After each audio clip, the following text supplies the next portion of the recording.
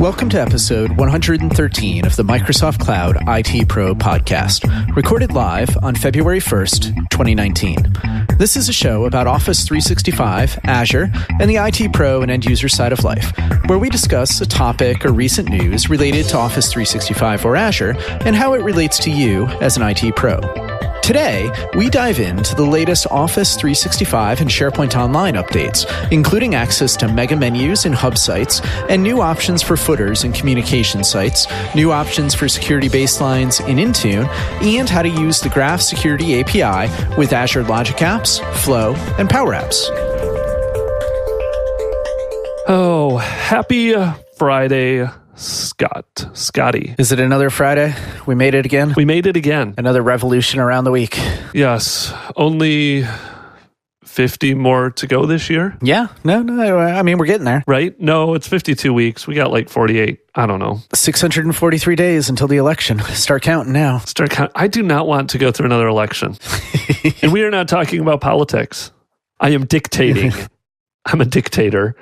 That we are not talking about politics. I just wanted to put that out there and put that in your head for you. Give you something to perseverate on for a little while. However, I am building a wall around my house that my neighbors built. No, I'm not talking about politics. A fence around my house built by my neighbors. Does it have steel slats? No. It is wood. And can you... no, we're not going to do it. Not good. No politics. Instead, we're going to talk about Azure AD. No. Azure AD going down again. We could, yeah. They should build a wall around Azure AD just so it stays up.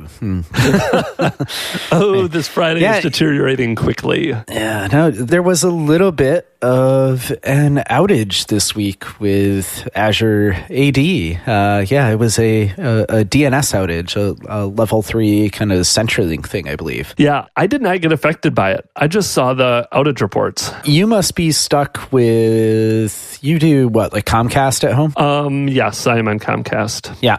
And do you use Comcast DNS? Like you haven't mucked with your router or anything? Oh, no, I have most definitely mucked with my router. I think I'm actually using OpenDNS right now. Huh.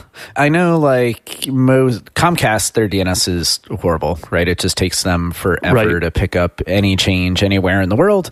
But yeah, like OpenDNS, Cloudflare, Google DNS, things like that, they tend to actually respect like TTLs and everything else. But yeah, so there was a DNS outage, took down Azure AD, which when those endpoints go down, you can't log into the Graph, you can't log into Office 365, you can't log into Azure or any of your cloud-connected workloads, anything that's kind of federated into that directory. So DNS is hard, especially when it goes down like that, right? It's kind of a tough fix, but they failed over to a secondary provider and we're back up and running. I think that outage was all up from like customer to customer, a little bit over 3 hours. Yeah, definitely not as bad as some of the previous ones we've seen. Although it was funny, they quit calling it Azure AD outages and now it was just there's authentication problems. It's like, they want to hide that it was Azure AD, but everybody knows authentication,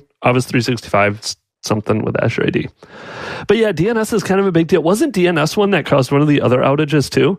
Like somebody made a DNS update that broke everything? There's been a couple different things over time. Usually these are isolated instances where maybe a service goes down in a region, but then it's not necessarily the most globally aligned service, so strange things start to happen. This one, being a DNS outage, did have there was some other bad stuff that happened as part of it. I don't know if you kind of followed along with the RCA, but there were some weird things that happened on the platform side. So one of them is customers who consumed Azure SQL. If they were doing TDE, transparent data encryption, the way TDE works with Azure SQL is you go out and you actually configure a key in Key Vault for your encryption key. When this outage occurred, Key Vault wasn't reachable.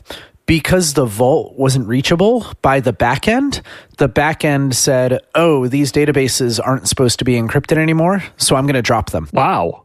I saw a little blurb about that, but I hadn't looked into all the details. They actually dropped a subset of databases. And then when they dropped the databases, they could only recover them to within the last 5 minutes. So there were potentially customers, and there are customers out there that they may have lost some transactions along the way to those databases, right? Think about having like an ordering system or something that's highly transactional in there. Right. Well, and I was going to say something that you're encrypting like that is usually something that it's relatively important information because you're encrypting it because obviously you don't want anybody else getting to it, seeing it. It's not going to be minor, hey, this is my demo test database that I don't really care about. Yes. When it comes to email, Outlook and Office 365 are fantastic, but sometimes there are things you'd like to do that aren't implemented. Sperry Software creates Outlook add-ins and Office 365 services that fill in these gaps. For instance, there are Outlook add-ins to automatically print emails and or attachments, save emails to PDF, send out recurring emails, or how about a warning when you're going to do a reply to all instead of a normal reply? Find these and many more email productivity solutions. Get started today by visiting www.sperrysoftware.com/cloudit. That was a big one. One of the other things which I hope they can find a way around, and that's the nice thing about having RCAs on all of these, is they kind of give you clear steps for how they got to where they were and then how they're thinking about approaching it in the future for mitigation. It was not good, right? You weren't able to log into your stuff. That database being deleted thing because the encryption key wasn't there.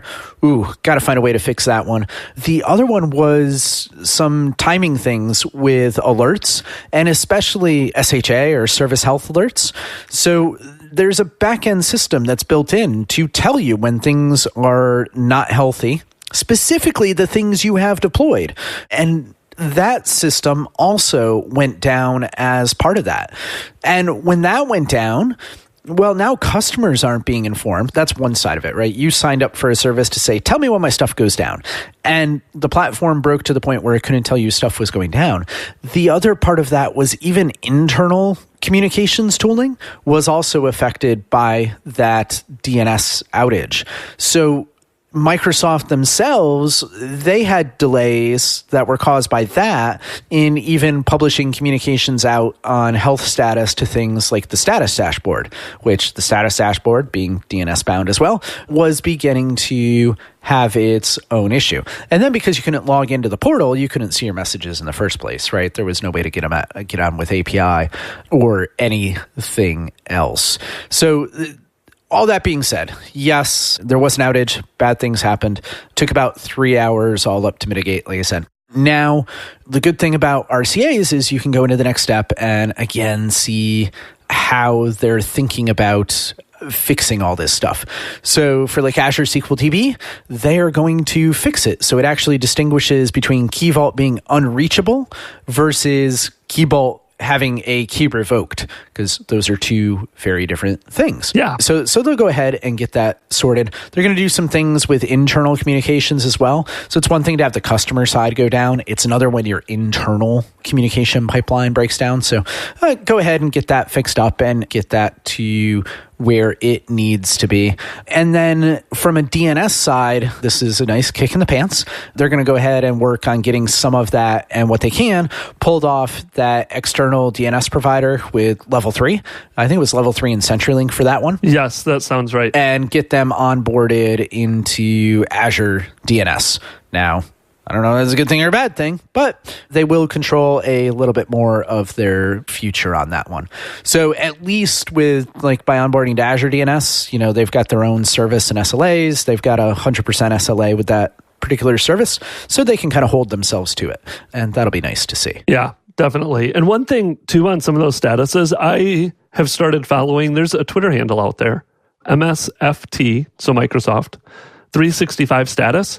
And they seem to be doing a better job at tweeting regularly when there are those outages. So like you mentioned, the status dashboard, they still put links out there to status.office.com to go get more details. But I've been following that one and I actually set up alerts on that one. So at least now I get notified right away when there's an issue. So that's how I originally saw that authentication issue was they sent out a tweet that there was an issue, users not being able to access Office 365 services. So that's kind of a handy Twitter handle to follow as well to get some of those status updates. There is also @Azure Status, which has the same type of thing. So if you're looking for more holistic coverage outside of Office 365, that might be a good one to follow as well. But I will make sure that both of those end up in the show notes. Azure status. You have to be a confirmed follower. This account's tweets are protected. No, come on. I'm serious. Here, we're sharing screens right now. Our listeners cannot see it. Oh, yeah, look at that. But I will prove it to you. Oh, no, I see it. I just logged I logged out of my account. Well, I follow that one, so I can see it. I am pending following that one now. And then what was that other one? That was MSFT? MSFT 365 status. 365 status. Yes. So that one is going to be, all your Office 365 stuff. Not so much the Azure stuff, but Office, Microsoft 365. There used to be Office 365 status. That one got merged, combined, and now it's just MSFT 365 status. Perfect. Awesome. Yeah, we'll get both of those up there. I do not know why Azure status is protected. That's so dumb. Maybe it is security. They do not want unauthorized people knowing the flaws they are publicly going to post on Twitter. I don't know. Yeah, we don't want you to be able to see stuff here. Just go to our public website, which has RCAs dating back years. Yes. Anybody that controls the Azure status Twitter handle, if you're listening, maybe unprotected. Maybe they don't realize it's protected. Good times. Anyways, enough talking about outages and bad stuff. Should we talk about fun stuff? New stuff? Newsy stuff. Newsy stuff, yeah. We're about to get Megatastic. Yes, with mega menus and all kinds of fun SharePoint site change the look type options. So this is one that the blog post went live yesterday. We're recording this on January 31st. So January 30th, they published the blog post that mega menus, site headers, site footers, some of that new customization stuff, new change to the look features, we're going to start rolling out the beginning of February. So today, I gave the wrong date. It's February 1 today. Anyways, they're going to start rolling out in February to targeted release. So I actually looked at my tenant, and I already have some of these new features. I'm missing site footers, but I have headers and mega menus. Some of these you can disable too. For all I know, I may have pre-disabled footers or something a while ago, or it just hasn't rolled out yet, as these are all probably different packages, different updates.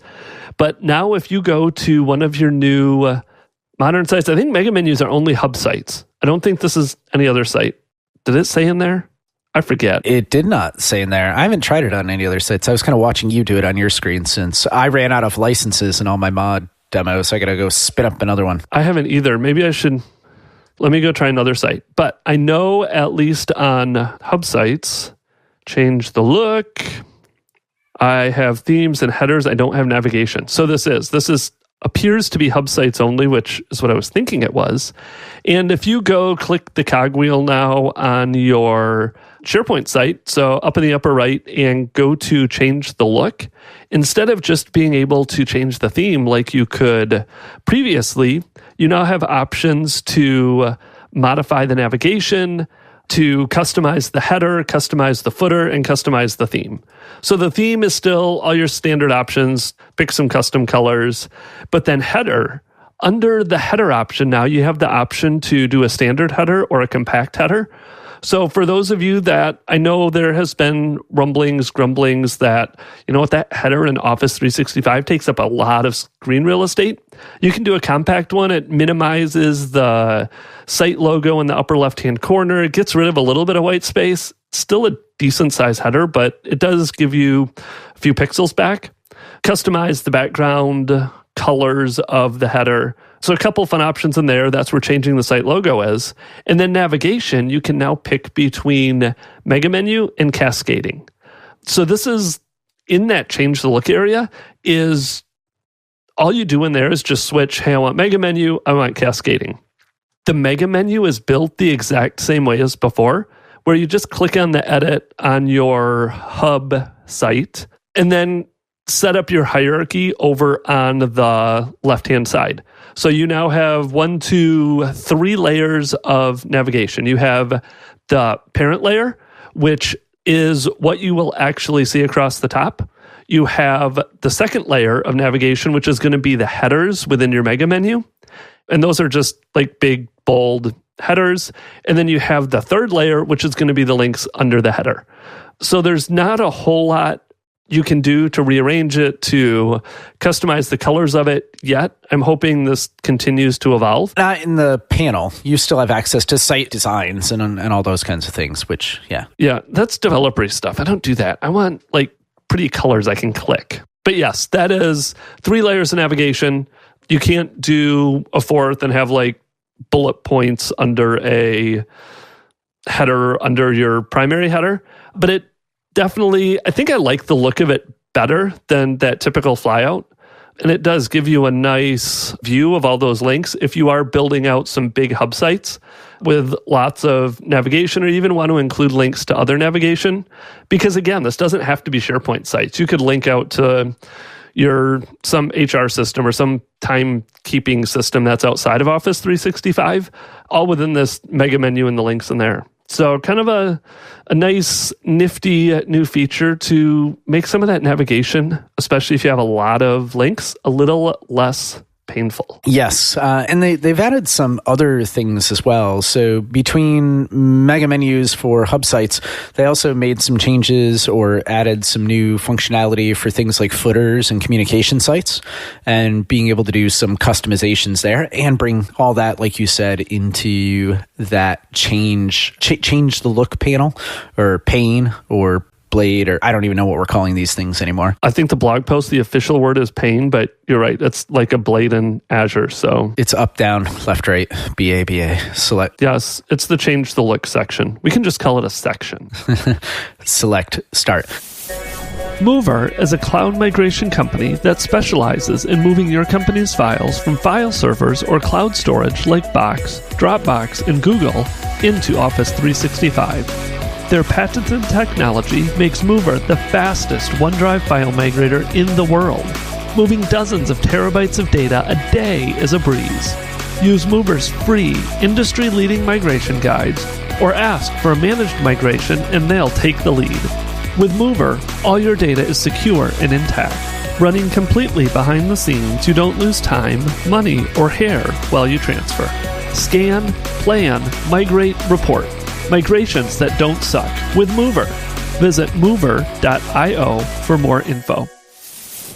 One of the interesting things that I noticed about the footer stuff was some of the changes they're making there only apply in communication sites.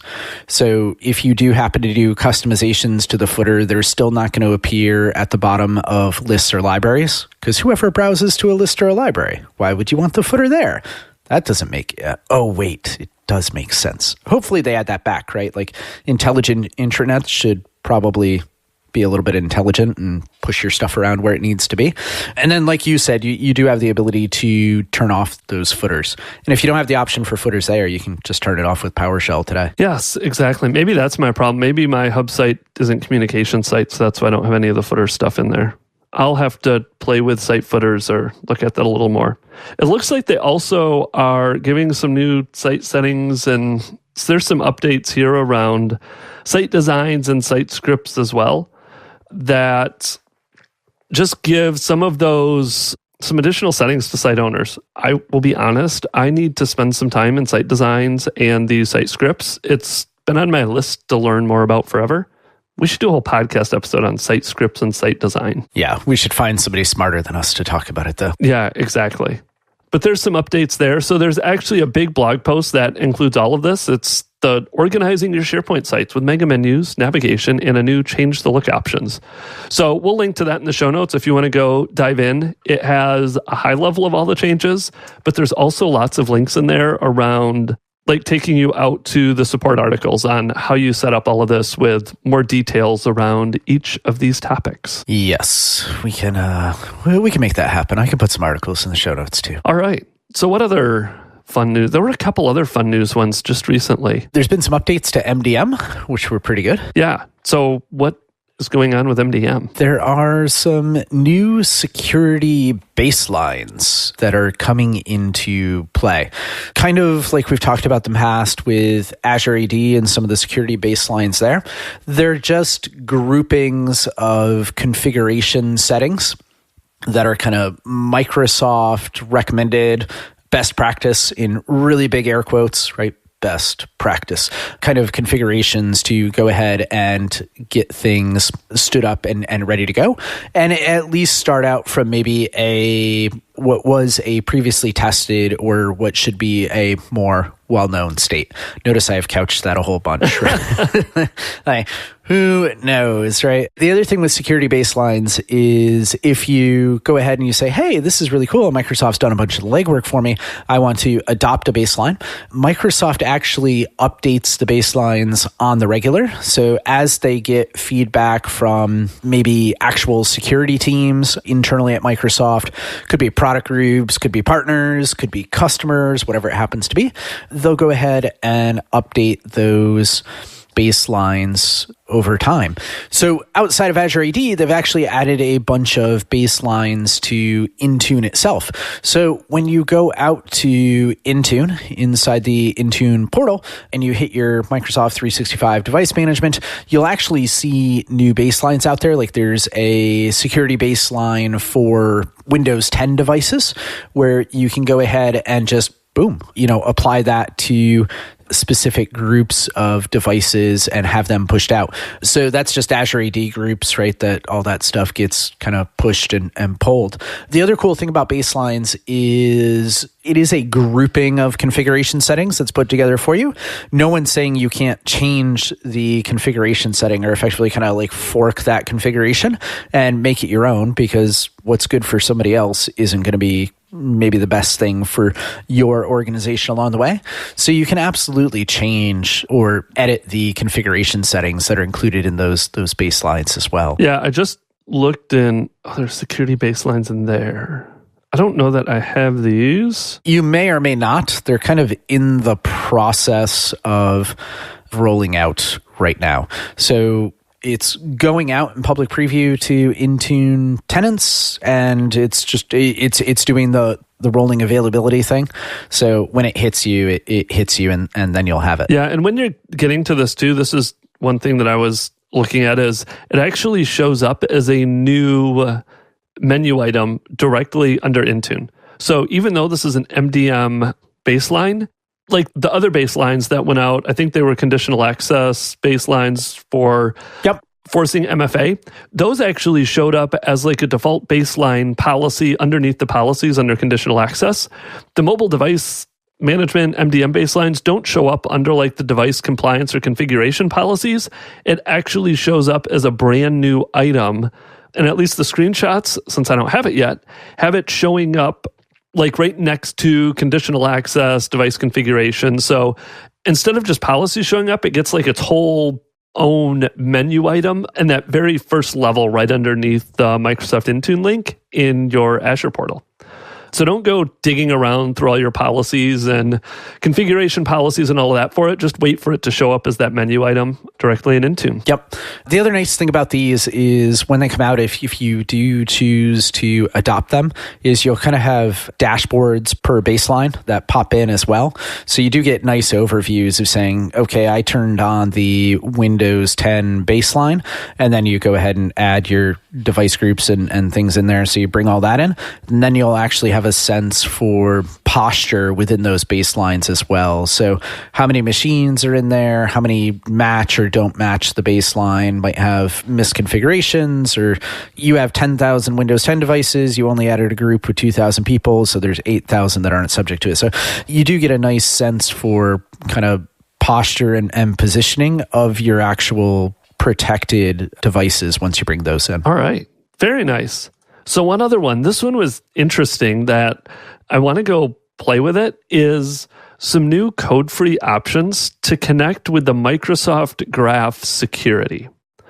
So don't think of this as modifying security or like coming from that SharePoint background of actually updating security or leveraging the graph to change security. but more a list of connectors to do things like get alerts based on alert properties or update various security alerts, get subscriptions, update subscriptions, delete subscriptions. It helps with notifications of different alerts or different security events that may occur, not so much actually managing security settings. So this is a new connector that you can leverage in Flow, you can leverage it in PowerApps, Logic Apps, since all of those are kind of tied together when you look at connectors anyways.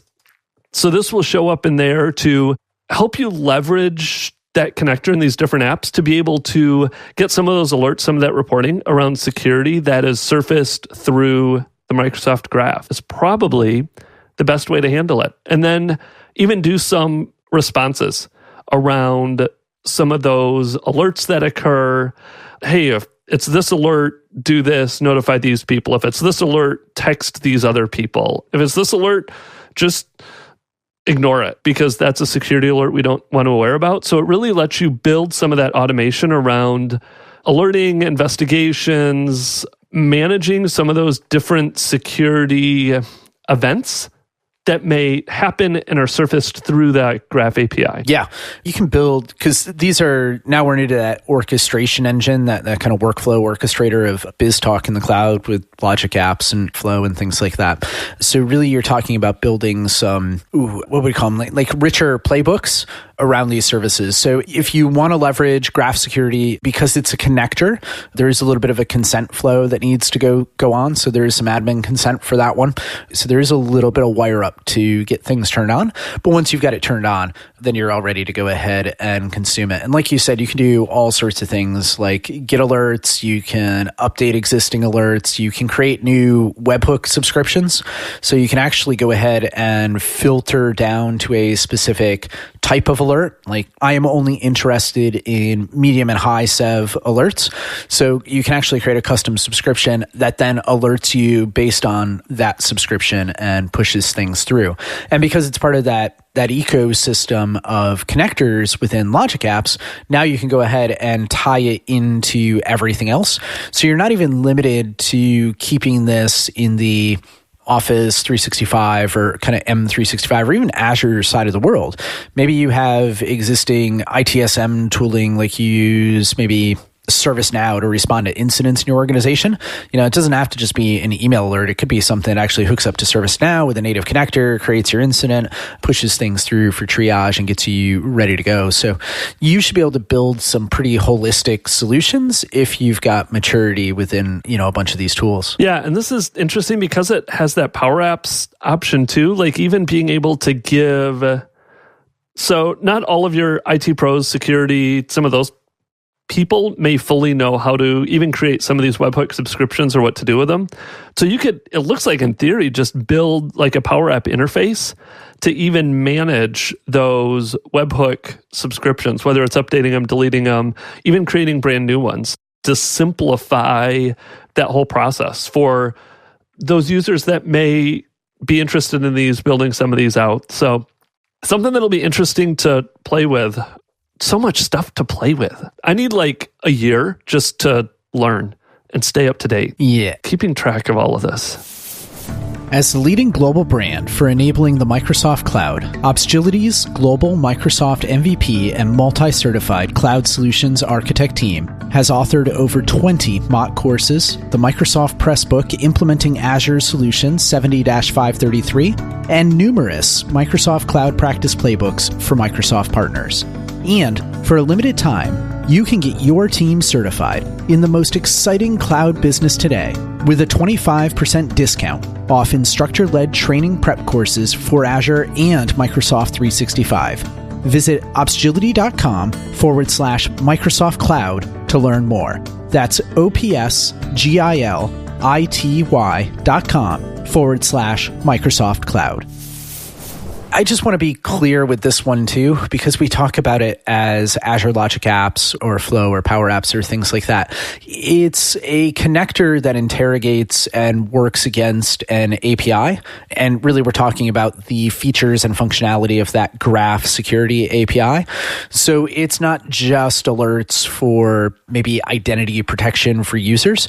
That graph API actually lets you, or it's getting data fed into it from a bunch of different places for alerts. So it's getting data from Azure Security Center, from Azure Active Directory Identity Protection, Cloud App Securities in there. It's got Windows Defender, Advanced Threat Protection, AIP is in there, InTune is going to be there, Office 365 will be there, and even Azure ATP will be there. And then there's third-party partners or ISVs that are publishing in there as well. So today, if you think about maybe combining Azure Security Center and, your next-gen firewalls, like Palo Alto has a feeder into the Graph Security API. So if I wanted to, I could build a graph solution that builds out this rich playbook with ServiceNow and everything else. And all it's doing is giving me security alerts from my virtual machines and my firewalls that are cloud hosted, which can be really cool. This is a nice little connector that they came out with. And it'll be fun too to see if they continue to come out with more connectors, more interactions with the Graph API to build out all kinds of fun stuff. So I think that's it. Obviously, there's always more news we can talk about, but we should probably wrap it up since we both have work to do. Oh, events. There's some events coming up too. We're going to talk about those. We just don't stop talking. So yes, there are a couple, some we will be at, some we will not be at. There's another, I think they started this last year, the Business Application Summit. There's another one of those coming up. We'll throw it in the show notes. It's in Atlanta in June. So if you are in that business apps, Power BI, Dynamics, PowerApps, Flow, this is a couple days you might want to check out. And then in March, there is the North American Collaboration Summit out in Branson, Missouri. And I actually am going to be out there. I think I'm giving 2 sessions now. It was originally one on some of the reporting stuff in Office 365.